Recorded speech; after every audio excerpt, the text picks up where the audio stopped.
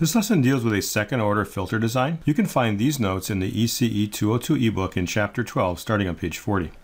A data recorder is a device that receives a signal over the landline phones where a logical 1 is a 2025 Hz sine wave, and a logical 0 is a 1975 Hz sine wave. Can you design a bandpass filter to pass these two signals, but to reject other noise and extraneous signals? Since we want to pass these two frequencies, let's make these the 3 dB frequencies. FC1 will be 1975 and FC2 2025. Multiply that by 2 pi and we get the values in radians per second. Since these are the corner frequencies, let's figure out what the F0 is. That would be the square root of the product of the two from our derivation back on page 37. That turns out to be 2 kilohertz. Multiply that by 2 pi and we get the value of omega naught. The bandwidth is the difference of the two 3 dB frequencies in radians per second, and that's also equal to omega naught over Q naught. Now that I've picked an omega naught, I can now solve for Q naught. It's going to be equal to omega naught divided by the difference of the two 3 dB frequencies. If you divide through by 2 pi, that's also equal to F naught over FC2 minus FC1. 2K over 2025 minus 1975, and that turned out to be 40. So now we have the specifications of our bandpass filter.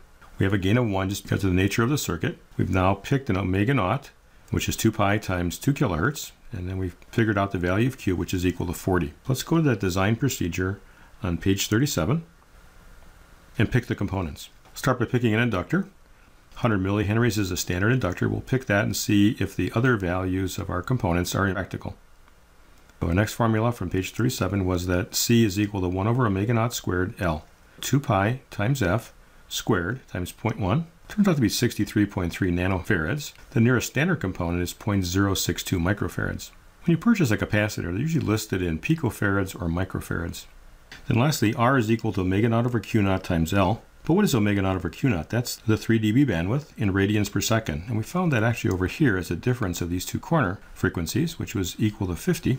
So multiply that by 2 pi, and then the value of the inductance is 100 millihenries or 0.1. That gives us 31.4. The nearest standard resistor value is 30 ohms. Since we can't build the exact component circuit because we're using the nearest standard values, let's recalculate our filter parameters. The actual F0 is 1 over 2 pi squared of LC, but now our C is not equal to our 63.3 nanofarads, but 62 nanofarads.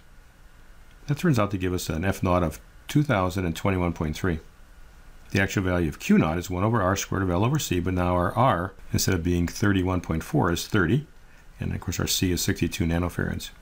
That turns out to be 42.3, and we're shooting for 40. Then the actual bandwidth in radians per second is omega naught over Q naught, but if you divide that by 2 pi, you get the bandwidth in hertz. And that's going to be F naught over Q naught, which is 2021.3 divided by 42.3. So our actual bandwidth is 47.7 hertz instead of 50. How will the circuit still work? Well, let's take a look at what happens when we graph the ideal results with the actual results. So I'm going to run two files, one with the standard values and then one with the idealized elements. So here's our circuit. We have a L, C, and R, voltage source between 1 and ground, inductor between 1 and 2, capacitor between 2 and 3, and a resistor between 3 and ground. Make my input a phasor of 1 volt at angle 0. Now I'm going to plot my frequency response in a tighter range. I'm going to look at a little bit below and a little bit above my 3 dB frequencies. So they start at 1800 hertz and then go to 2300.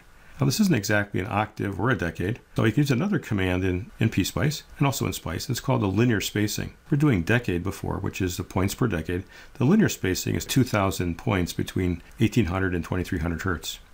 Second file, I'm just going to change the component values to the idealized ones that we'd originally calculated. You can run both simulations at the same time and actually pick one or both to graph. This is very handy for doing comparisons between standard value components and actual components. Now if you run this, don't put a space here because it'll take that as the next line. Now let's see what the output looks like.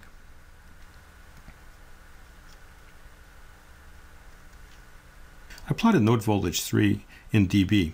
Because there's two files and they both have a node voltage 3, you'll actually get a graph of these two simulation results.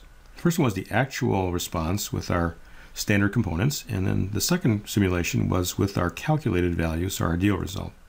Let's measure the filter parameters on the curve and see how close they've come to what we specified originally and what we actually have. So I can measure the center frequency, and I did that for the actual curve and the ideal, and I got 21.4 and 2000.4. So we were shooting for this, and this is what we actually have. The bandwidth, I can take the difference of the two 3 dB frequencies on both curves. I did that with a cursor, In our ideal case, at 50.87, and our actual is 48.416. I can now calculate the value of Q0 by the ratio of F0 to the bandwidth, and it turned out to be 41.75 and ideally 39.32. Our design specs were 50 and 40. We're a little bit off because of the rounding that I did and also the default accuracy of PSpice. I also measured at the data recorder's frequencies the gain in the circuit. 2025 I measured a gain of minus 0.1 dB, and at 19.75 minus 6.837 dB on the actual curve. And that corresponds to a gain of 0.989 and a gain of 0.453. So I'm losing a little bit of the signal because of that selection of standard components. On the ideal curve, I'm down roughly 3 dB at both those frequencies, which is around 0.707, in this case 0.716 and 0.690. Now is this going to work? Well, we'd have to probably test it, see what effects of noise are, but the most common source of noise on a landline would be other landlines that are wrapped in the same cable. And so you can get capacitive coupling through straight capacitance from one set of wires to another.